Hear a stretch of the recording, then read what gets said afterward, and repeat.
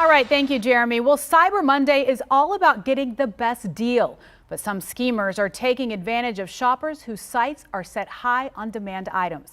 Eyewitness News reporter Mariah Medina explains how to keep from getting taken advantage of by fraudsters. We've had issues in the past where you buy something and it's just not what you originally asked for. For Shayna Tomlinson, finding a Coco Melon doll had been difficult. We had been looking for it since October, my daughter's birthday, and we've had no luck. It's going so quickly.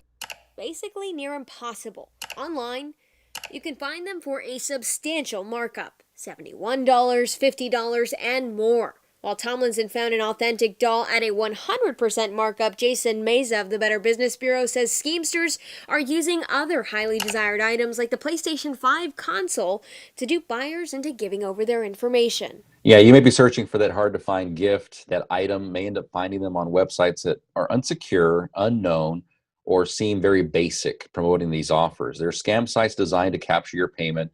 They emerge and they disappear just as quickly. He says 5 minutes of extra research into the company's reviews, verifying they have a physical address and privacy policy, and walking away from sellers who only take Cash App or Zelle may save you from schemers. You know, the hot in-demand toys or items, the PS5s, your PlayStations, your Nintendo Switches, they're all hot items. Consumer appetite is huge right now.